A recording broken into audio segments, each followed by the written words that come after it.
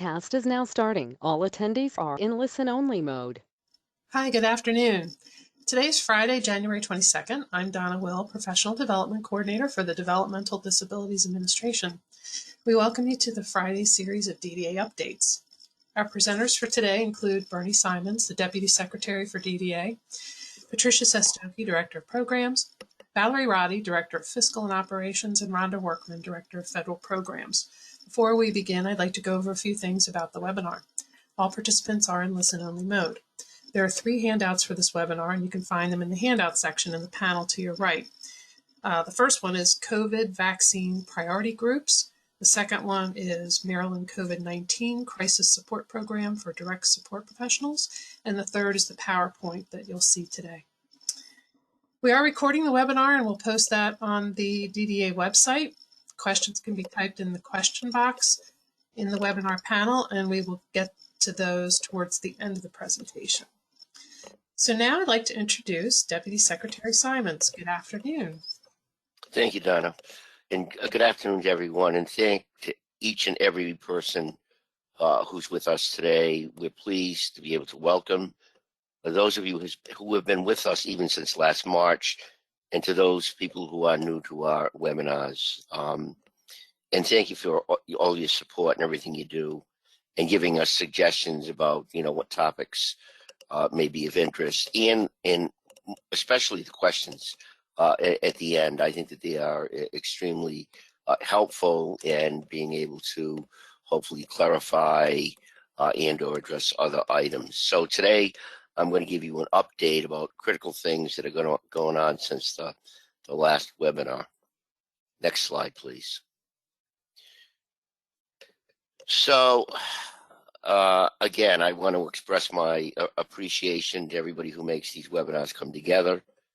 Your questions, your feedback, recommendations have assisted us in making sure that we remain committed to supporting the health, safety, and well-being of people with intellectual and developmental disabilities, their families, the staff, microboards, providers, people self-directing. And by working together, we can, again, create a flexible, person-centered, family-oriented supports so people can live full lives. Please continue to practice social distancing, washing your hands, and eliminating gatherings. So we can do that. We'll all hopefully stay healthy. Next slide, please. So on Monday, the governor has announced we went into Phase B. That includes people who are 75 and older, people who are in assisted living, independent living, developmental disabilities, and behavioral health group homes, and other congregate facilities. So high-risk individuals who are incarcerated continue to get government vaccines, education, K through 12, support staff, child care. So this upcoming Monday, the 25th, the state enters into 1C, which includes people 65 to 74, public health and safety workers who are not covered under Phase 1A, essential workers who work in labs, foods, agricultural productions, manufacturing, postal service, public transit, and grocery stores. And then obviously this is extremely important for all of us as we look forward to everybody being vaccinated. Next slide, please. So as I just said, please note that in 1B that started last Monday, that people 75 in special needs group homes, and then people with developmental disability population.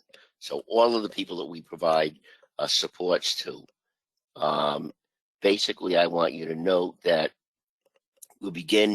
vaccines are supposed to begin with 1B of those who are residing in congregate facilities.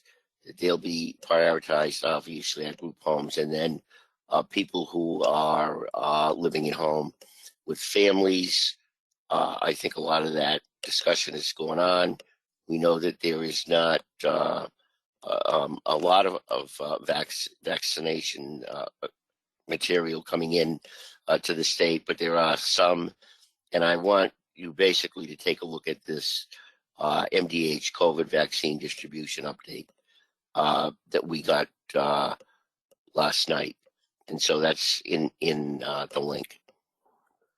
If you're looking for where you want to get your vaccine, you got to enter your zip code, and it'll tell you where the local clinics are within a 50-mile range. I did it the other day. I thought it was very interesting. It was quick. It was very responsive, and it's a good website as a resource for people to know where they should be going. As we learn more from the federal government, obviously the state's going to adjust the vaccination distribution plan. You know, as maybe we see more vaccinations and the production increase of vaccinations and/or more pharmaceutical companies being approved with the vaccine to so we have more than just the two that we currently have, and can get into maybe a larger distribution. Next slide, please.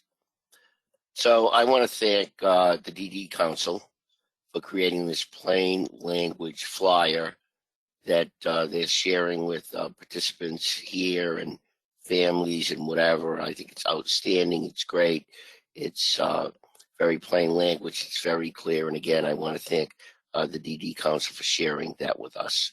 Next slide, please. So if you're eligible to receive the vaccination, please visit this website. And again, enter your zip code and take a look at everything that needs to be done. And then you can obviously also look at the 211 texting services and opt to get that. Next slide, please. So the department's amended directive and order regarding vaccinations is including local health departments to develop a plan.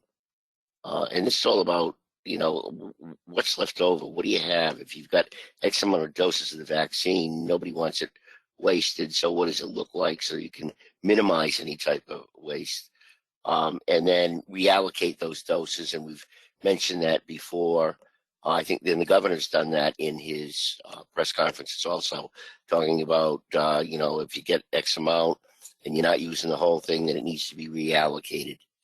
And then so that we take advantage of everything that we have within the state and vaccinate as many people as we can.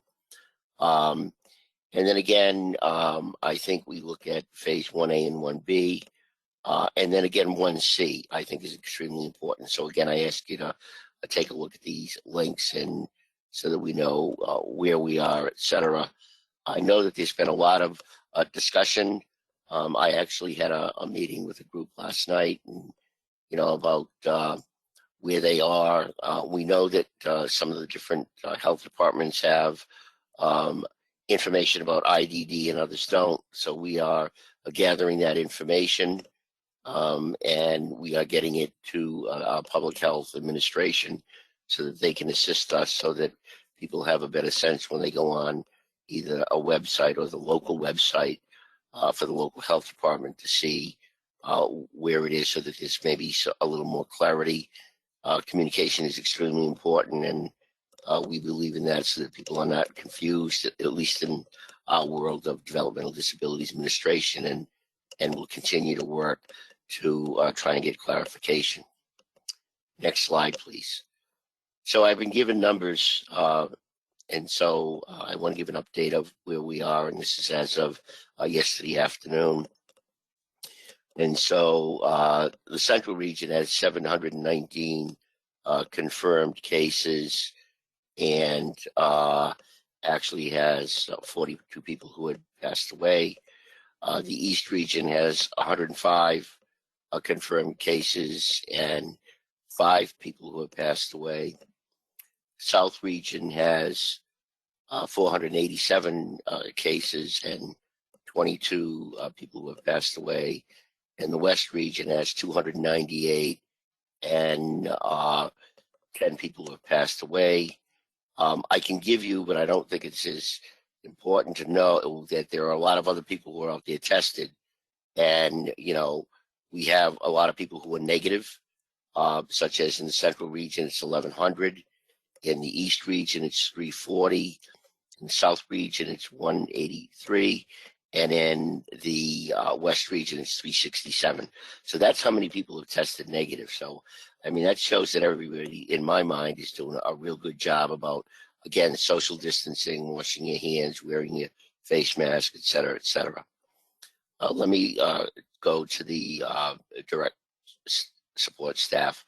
So in the South region, there's 339 who are positive, and 5 people have passed away. In the West region, it's 191, and 2 people passed away. In the East region, it's 165 positive with 1 person who passed away. And in the Central region, it's 590 and 2 people passed away. Next slide, Donna, please. Thank you. And so this is the tracking that we've been doing right along, and basically looking at the pie chart on the left that shows about 1,776 people. Obviously, about 91% of the people we provide supports to, and about 9% of those people, or 1,688, have tested positive for COVID-19 since March. And just to note that that's a 1% increase since our last time. And then the chart on the right shows the positive group and the increases by region. And I'm not going to read it to you. You can see, though, that starting on the lower right-hand side, CMRO is 75, and it goes through each region with the increases that we have seen. And so, obviously, people are doing a good job, but we still have to pay attention and make sure that we are, again, keeping social distance and advocating to get our vaccinations as quickly as possible. Next slide, please. So obviously the chart on the left is from, you'll see from December through January that we had 12 people who had passed away of the 1,609. So obviously, see, it's from 67 to 79. And then the pie chart on the right shows the 79 folks who have passed away, which is about 5% of all of the people who have tested positive. I want to give my deepest condolences to everybody, families, peers, direct support professionals, agency staff, providers, our case management entities, for having somebody that you're so close to that has unfortunately passed away from the pandemic. And it's 75 lives that have perished because of this pandemic. That's just terrible. Next slide, please. All right, this shows the people who are in self-direction and who have tested positive, and obviously it's an increase of 4 since the last time we reported out. Next slide, please. So there's some support out there for everyone. And obviously we know that we have our behavioral health administration within the department. And obviously there are services that are free and confidential. They're listed here on the slide for, like counseling, bereavement, as we just talked about, 79 people on, and not just those 79. I'm sure we've had a staff and people who are on this webinar and other folks who have had family members who have passed away also. So, I think you need to just remember about self-care and stress and, just, take care of yourself. We need to do it physically, but we need to do it emotionally and et cetera. So again, the numbers are all on here.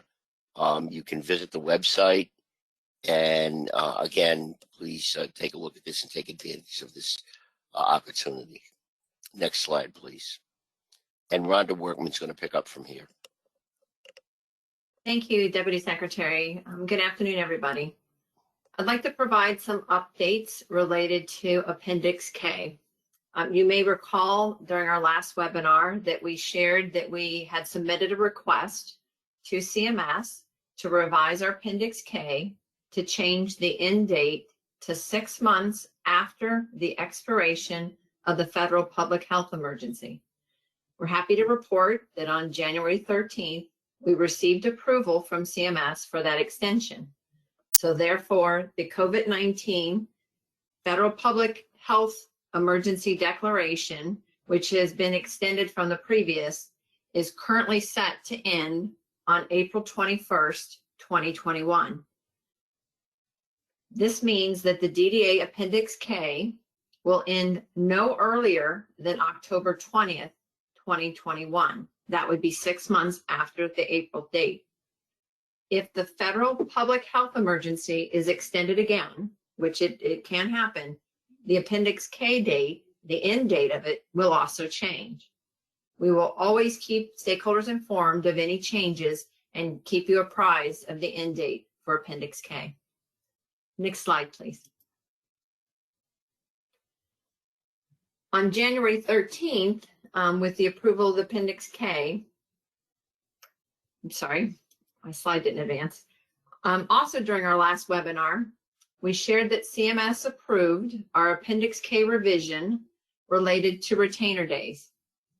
Providers can receive up to 60 days of total for community living group home services for retainer payments. And we also removed the requirement for consecutive billing language associated with the retainer payments. Please note that the meaningful day services remain at 30 retainer days, and our personal supports also remained at 120 hours. So the main point about this revision was that we increased our community living group home retainer days from 30 days to 60 days. As you see in this chart, we have updated the chart to reflect the 60 days for community living group home services. Please also note that we added personal supports enhanced for those services that we are providing at an enhanced rate will also be eligible for those retainer payments.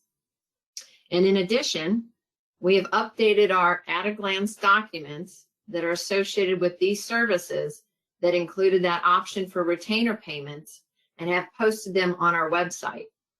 The links for these updated at-a-glance documents are noted on the next slide. Next slide, please. So we hope that these at-a-glance documents remain a helpful resource information tool for all our stakeholders, and you can view the updates by clicking on these links. Next slide, please. We are also finalizing revisions to the DDA Appendix K #1 memo that is related to retainer payment guidance. We are also working on the Retainer Day PCIS2 ERA update guidance. We will schedule a webinar to review the updates and the process for the ERA updates. I wanted to share with you today a few details that you will see in our updated guidance, as I know you have shared several questions with us. First, retainer payment requests can be made for the period of the Appendix K is in effect and does not have to be consecutive days. Retainer payments are available for the entirety of the Appendix K authority. So from March 13th, 2020, that should be 2020, until 6 months after the end of the public health emergency, as we previously have discussed. And retainer payments do not reset after the fiscal year, the calendar year, or annual year. So in other words, the length of the Appendix K is the duration for which those retainer payment days, 60 days for community living, 30 days for meaningful day, are available. They will not reset. Next slide, please. So we are also clarifying in our guidance the difference between residential retainer fees, or our V days, the vacation days, and Appendix K retainer payments, or the C days that we have noted in our guidance. Based on the federal approval prior to the Appendix K emergency authority, the DDA Community Pathways waiver included the residential retainer payments.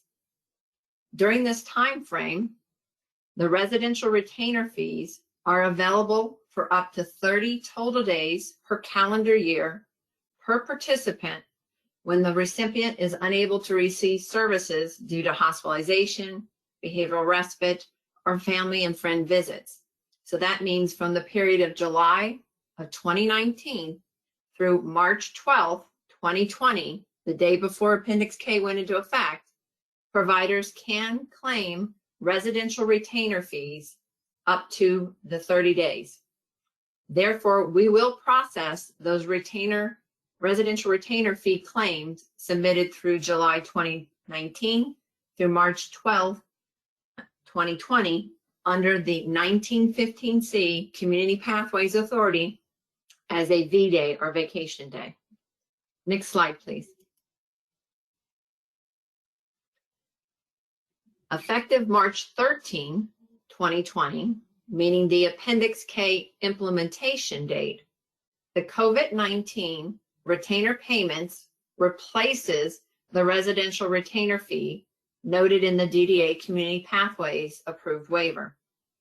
This means that residential retainer fees cannot be billed until after the Appendix K ends. So from March 13, 2020 through 6 months after the public health emergency is declared over, meaning our Appendix K ends, community living group home retainer payments, as per the Appendix K approval, are limited to up to a total of 60 days. The Appendix K retainer payments will be processed as COVID days or C days, as noted in our guidance, under the Federal Emergency Appendix K authority. Next slide, please.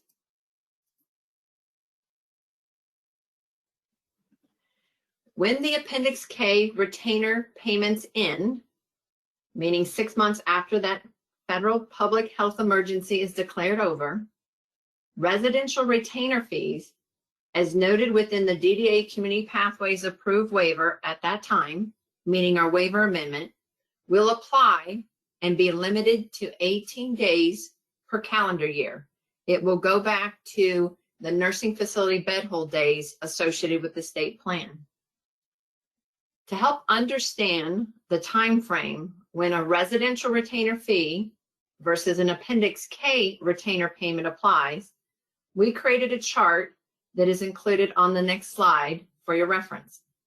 Next slide, please.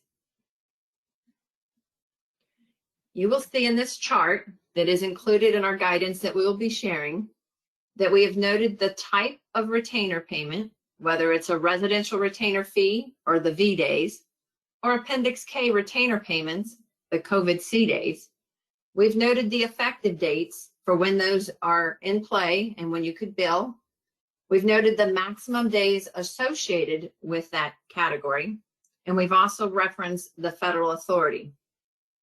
We hope that this chart will be a good reference for you in addition to the revised guidance we will be sharing.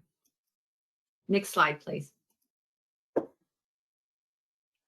As per federal requirements, states interested in utilizing retainer payments for multiple days per person are expected to include and apply what they have referred to as guardrails in their Appendix K, and also required to collect provider attestations.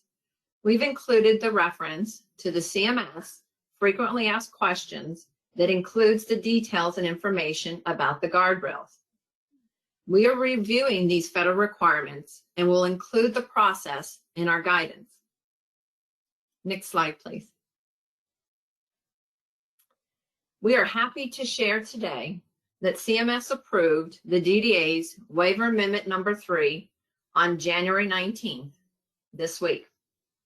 We have posted each waiver's dedicated amendment number 3 page and updated it with the CMS questions and our responses during the review of the proposal. It also includes the final track change versions that reflects the guidance from CMS, and also includes links to the entire approved Amendment Number 3 waiver application for each of the waiver programs. We are developing guidance and will have at-a-glance documents related to the changes that are reflected in the amendments. And the DDA will schedule a webinar to review this information and answer additional questions. Links to the Family Supports Waiver, Community Supports Waiver, and Community Pathways Waiver, dedicated Amendment Number 3 pages, and approved applications are on the next slide. Next slide, please. We hope that these direct links to the dedicated waiver amendment pages that includes the information I just noted will be helpful for you as you review the information. And again, we will be providing additional details, guidance, and also creating the at-a-glance documents. Next slide, please. I also wanted to share that we have revised the detailed service authorization tool. We made this revision because with the extension of the Appendix K through 6 months after the end of the public health emergency, we wanted to provide the option to request personal supports related to the Appendix K add-on noted in our guidance to reflect the additional months that it can be requested. Previously, it had ended at March, which was the time frame that we had previously thought the Appendix K would end. We have also created a detailed service authorization at-a-glance tool to help provide some additional information and guidance related to the DSAT. On the slide, we've provided the links to both the revised form and the at-a-glance that can also be found on our dedicated person-centered plan webpage. Next slide, please. So the governor submitted his budget to the General Assembly on Wednesday of this week. I am certainly happy to share with all of you that the governor again was very supportive of DDA. The community services budget increased by 8.4% to a new total of $1.4 billion. In addition to the base budget that includes funding for people currently in services, the FY22 budget includes funding for expansion. Next slide. So we wanted to highlight some of those areas where there is funding to support continued expansion. So the budget, and these are total dollars, $23 million for transitioning youth, $2.4 million for emergency placements, $13.7 to continue our work on the waiting list, $4 million to handle those children exiting the DSS foster care program and entering DDA services. And the budget also included $51.2 million for the continuation of the provider rate increase that became effective January 1 of 2021. Next slide.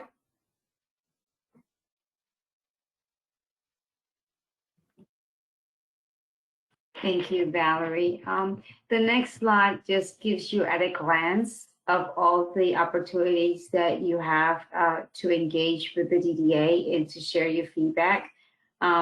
This slide just shows you that we are doing a self-directed service webinar for coordinators of community services and providers on January 26th and 27th. You can register any of them. We actually combine Central and Southern. So please, everything that is in blue is a hyperlink, so you can click there and actually register. The other piece that we wanted to share is that we're doing the Maryland Community of Practice Supporting Families on the 27th at noon. And we are inviting all the providers to the National Core Indicator Staff Stability Survey webinar on January 29th at 1 to talk about the importance of that stability survey, what it does, how does we use it across the United States and our states to make some informed decisions. And then we have the February 5th, and this is for you to hold a date.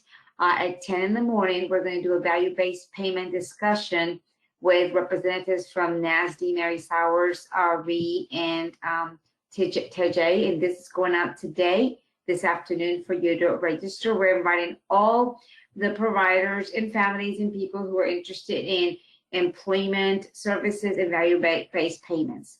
The other two things that we have is February 15, 16 is the support broker initial certification, and that is a self-paced course. So we didn't put a time here because it's going to start at 10.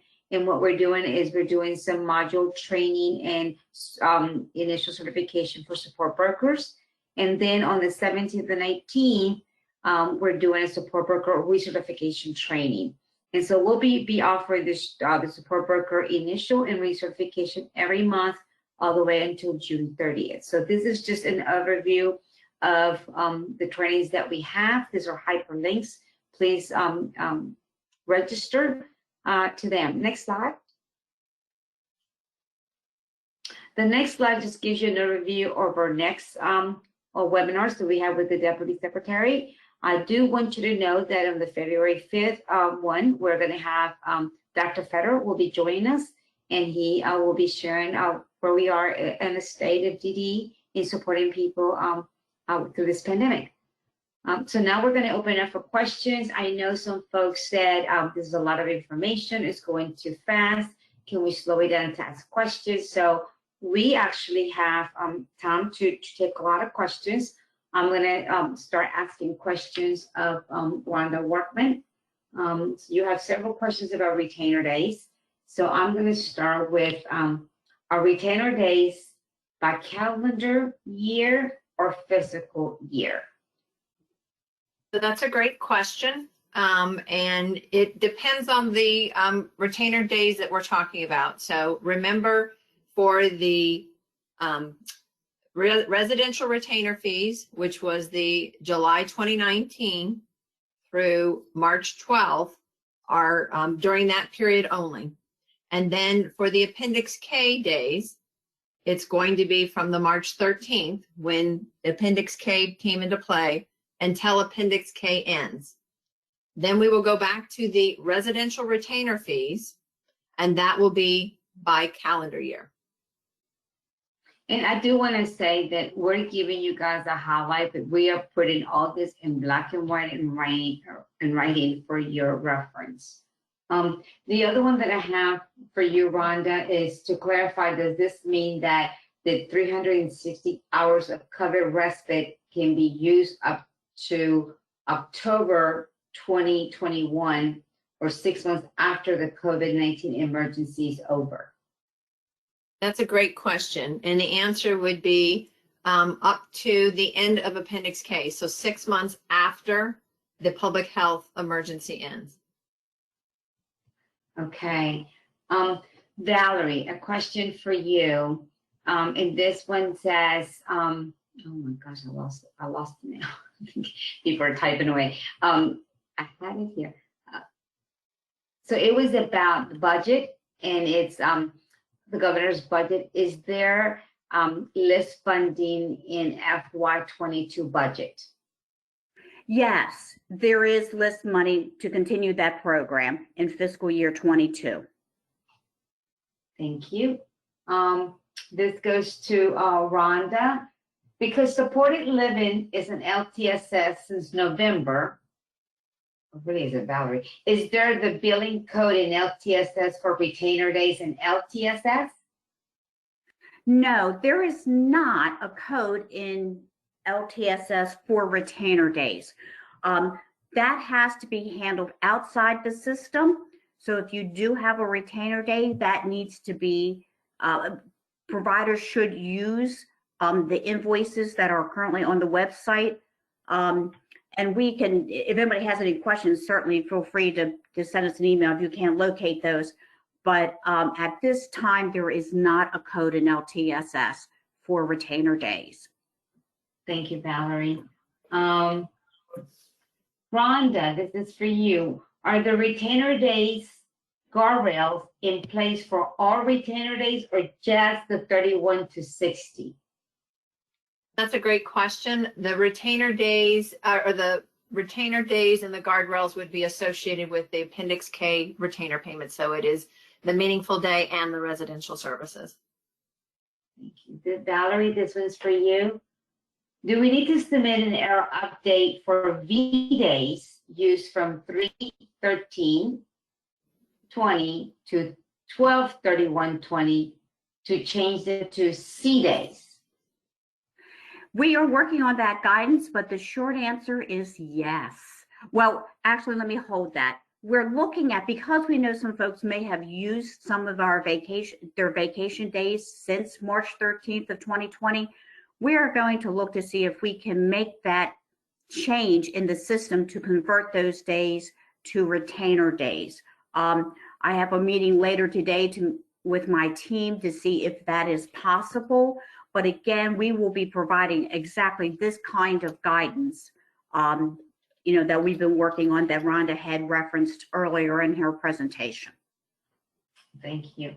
I think people are also getting confused between calendar days, physical days.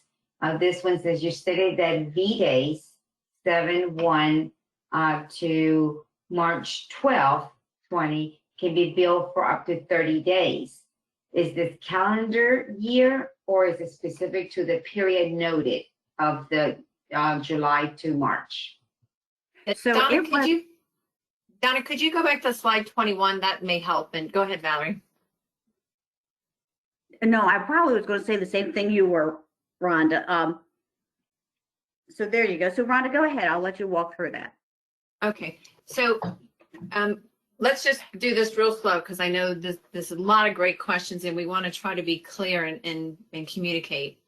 So from July 1st, 2019 to March 12th, 2020, that period, just that period of time, which was the start of the fiscal year, that's when the vacation days or our V days can be billed up to 30 days.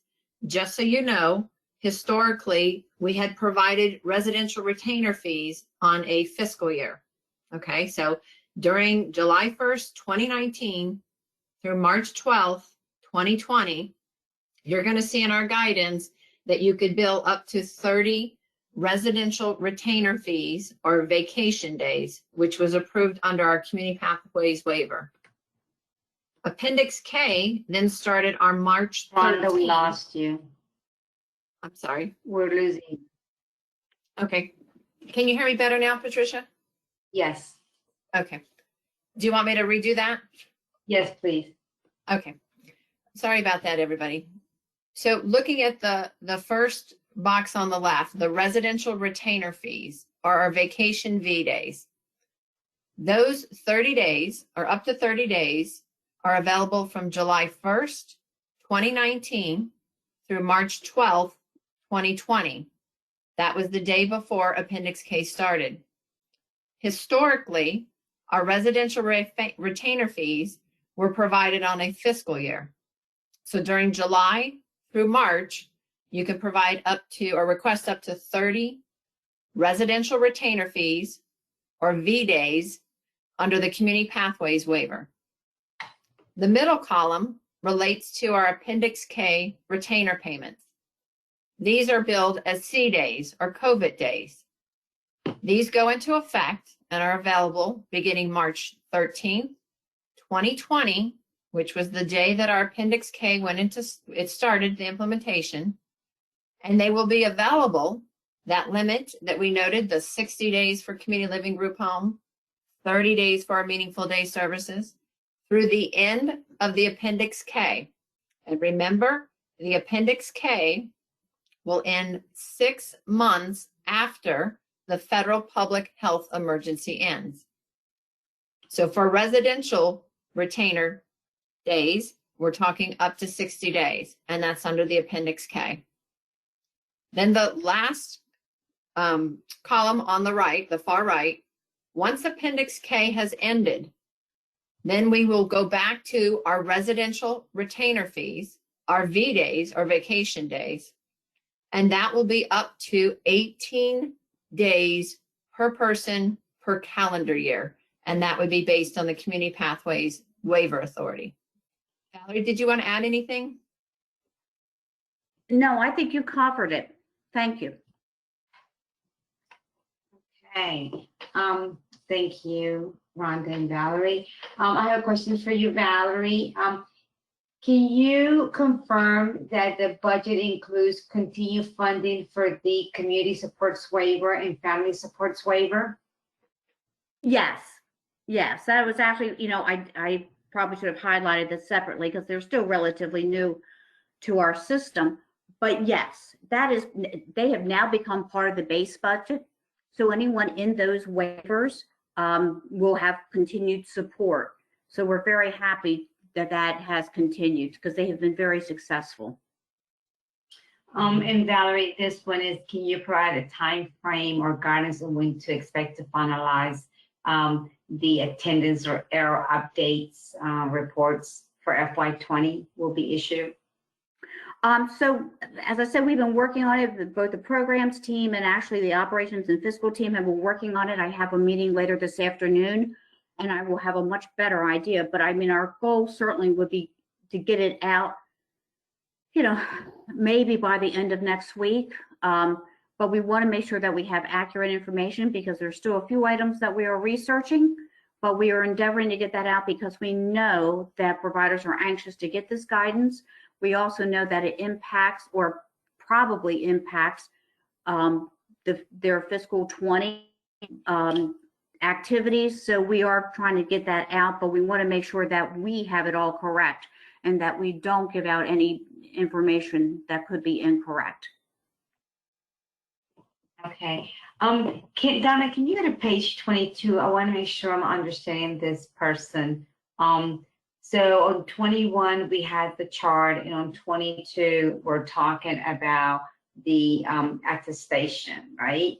And it says, so according to page 22, we cannot bill for residential retainer days until Appendix K ends. For what period cannot be billed? We have already billed for some days, and Appendix K is still in effect. Please clarify. So this is Rhonda. As we noted on the chart on page 21, on slide 21, the specific type of residential retainer payment that you can request on this chart is noted here for that time frame. And what we're going to do is we're going to provide additional information and guidance to include how to make changes or error updates to any claims that you had submitted that maybe contradict with what we've noted on this slide. So that's the guidance that we're talking about. We are working on, and we will do a webinar to walk you through specifically the steps. So we appreciate you sharing that, and we will be providing additional guidance. Thank you, Rhonda. Valerie, this one is for you. So according to January 6, 2021, Medicaid Q&A's page 100 says that retainer days are not available to providers who receive funding from another source. Does this mean that if we receive personal PPE money, protected personal equipment money, that we are not eligible for retainer days? We need to know this for the cost report and possibly future PPE grant requests. So I want to make sure that it's clear. The PPE money that was distributed by the state through the Department of Housing and Community Development is not subject to this requirement. The guardrails included in Appendix K around other assistance is really focused on other federal assistance. So if you secured or applied for and received a loan through the Small Business Administration, whether you had applied for and received funding through the PPP Federal Assistance Program, those are the programs that are subject to these requirements. We are still working with this, making sure that we understand clearly what the requirements are in terms of whether or not a provider would A, not be eligible for a retainer payment, or B, have received a retainer payment that now needs to be recouped. We are actually, because we do have some questions, we are reaching out to some other national resources to make sure that we are clear. This will be part of the guidance that we will be issuing. Thank you, Valerie. This one's for you, Valerie. Who can we contact for help if our personal support payments we are receiving are not matching our LTSS remittance reports? All right, so that should be, you can submit that through the DDA service desk. Thank you. And we will look into it. Well, and you can also contact, actually it might be better to contact the ISS team first to see what the issue is. And then depending on the issue, if there's not a resolution there, then they will likely forward it to us. I mean, that they triage them, and if they are not able to provide the assistance or the resolution, then they will forward it to DDA to take a look at and see what the issue is. Thank you, Valerie. The next one is for you, Valerie, again. It is regarding rates. Are the rates correct? It appears some have more than 4% increase. I guess they were asking about the rates in the legacy system and PCIS2, since there was not a clarification. Yeah, I'm not sure. Yeah, well, so let me talk about, well, actually, I've got to see, I know that we were deploying the increased rates in PCIS2 this week. I'm not sure if they have been completed. So maybe if the question is relative to LTSS, the rates were, updated. I guess maybe it would be helpful to know what it is that they are seeing, where they think there's a discrepancy or something more than 4%. Because I didn't really see any that were more than 4, but I'm happy to look into it. Okay, there's a lot of questions about billing or people not getting paid. Valerie, who do you recommend people call when they have problems with the billing, especially with personal supports? So there are a couple things. So let me say, so certainly the first stop should be with the ISAS team. And again, as I said in the answer previously, was that, if it's beyond them or something really solely that only DDA can take care of, they will triage it to us. What I do want to let providers know is that there have been issues going on. Now it's been going on, 3 or 4 weeks, maybe longer, with payments coming out of the comptroller's office. We have submitted, it could be an invoice, it could be one of the quarterly payments. We have been submitting them, regularly, like we should. However, there has been a special audit that's been initiated at the comptroller's office, and that has slowed the actual payment process because they are doing a random check and pulling particular requests for payments to audit them a second and a third time. So, unfortunately, we DDA don't know who's being pulled until usually a provider reaches out to us and says, hey, I haven't gotten my payment. The reason I really do want to take the opportunity to mention this now is that we have received several. At first we thought it might be in a few isolated circumstances, but it has turned out to be much more widespread. So we have escalated the issue to our department's chief financial officer. He and his deputy have already been in touch with the comptroller's office. We've given him a list of those that we know about. I know that our Medicaid partners are also experiencing similar situations, and they have put together a list as well to share. And so our chief financial officer and his deputy are continuing to work with the comptroller's office to be able to move these through. Again, as I said, we initially thought this was an isolated incident until we started to get additional inquiries from providers and realized it was much more widespread than we had anticipated. So we've been very concerned about it, and that's why DDA escalated it, because we know that there are providers who have not received their payments because of this delay. Thank you, Valerie. There is a couple of other questions in reference to billing. Here's another one about how will we bill for enhanced covered rate for supported living since those rates are not in LTSS?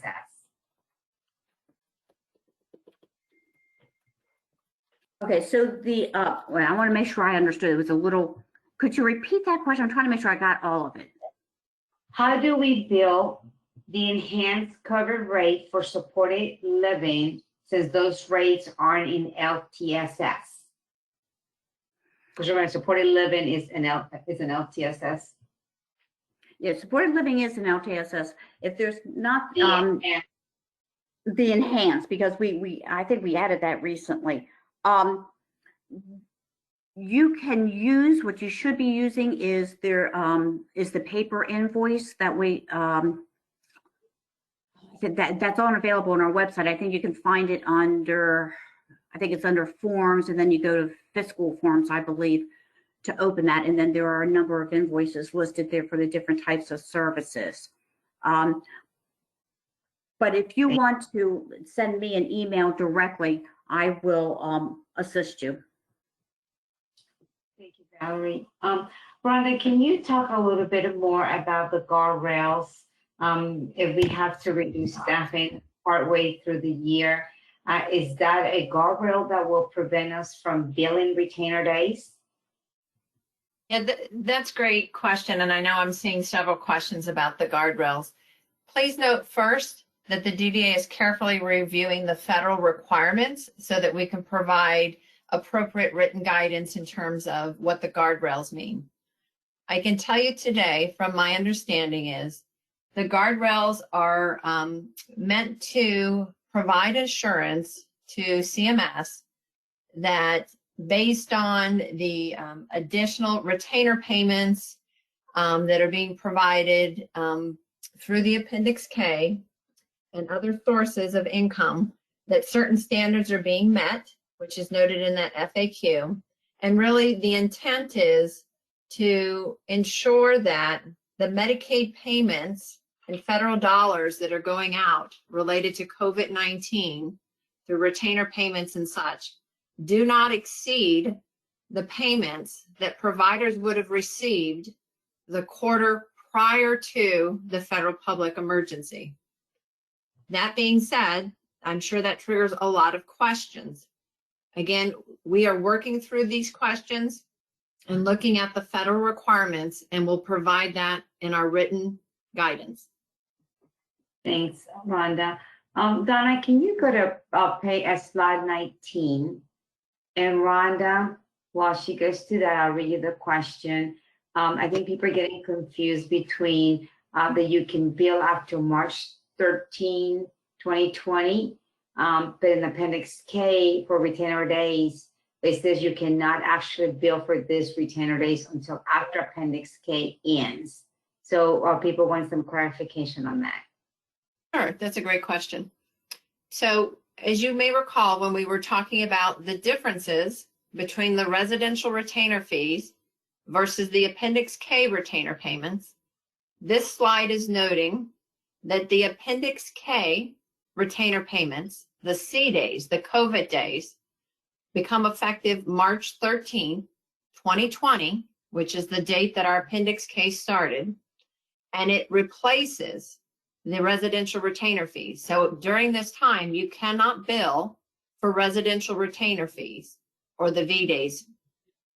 And from March 13th, 2020 through the end of our Appendix K, our community living group home retainer payments have then been increased and are now available up to a limit of 60 total days. So this slide is specific to Appendix K retainer payments.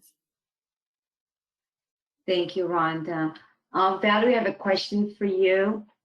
And you know, guys, please keep typing questions that you think you need clarification, because that's what we will use to make sure that we're very clear in our message when we update the guidance and post them on the website.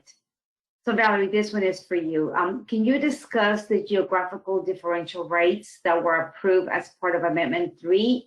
And when will they be published, and when will they go into effect?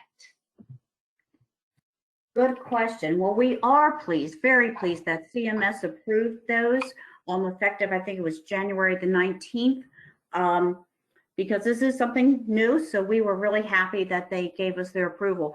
So they will be deployed in LTSS. We have been working with the software vendor to make those changes, and they will become operational in LTSS on March the 1st. And what we will be doing in the meantime, we are also looking at how we can, take care of the pay. So because we know that folks will have already billed and gotten and received payment, between January the 19th and March the 1st. So we're looking at how we can best address that to to pay that differential for that time period. But they will be operational in LTSS on March 1st. Thank you, Valerie. So this one is,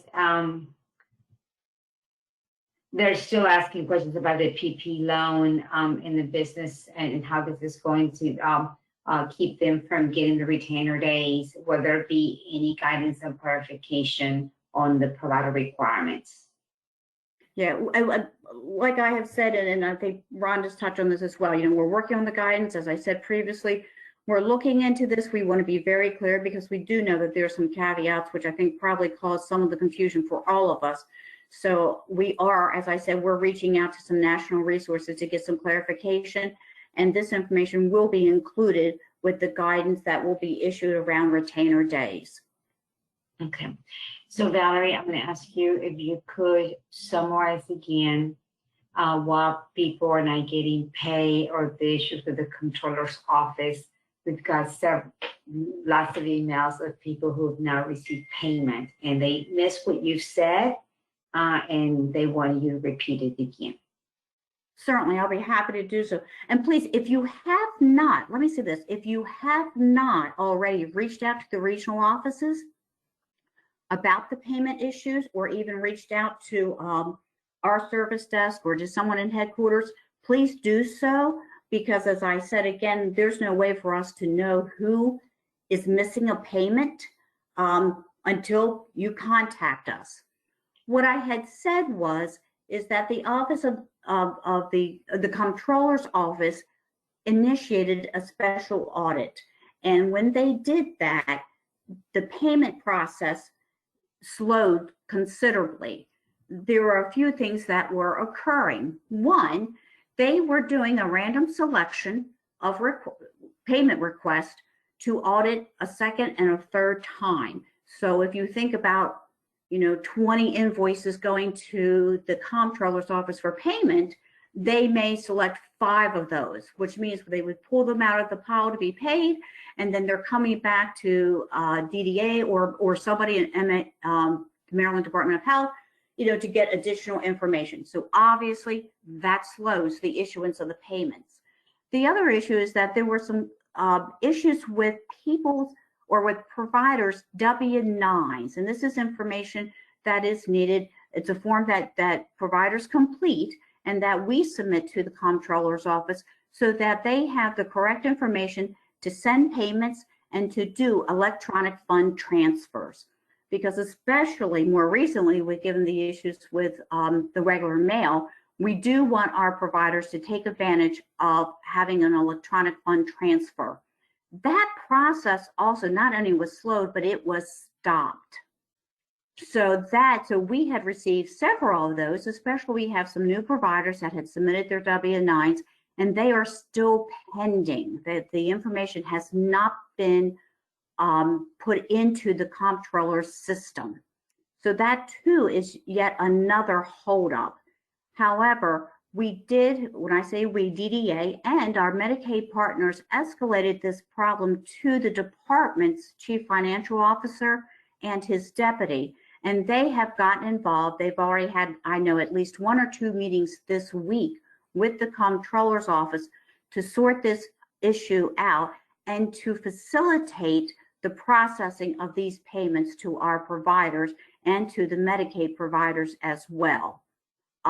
But in the meantime, as I said, we don't know until someone contacts us. So if you have not let anyone know in DDA that you are missing a payment, please do so that we know and we can track to make sure that there is a resolution. Thank you, Valerie.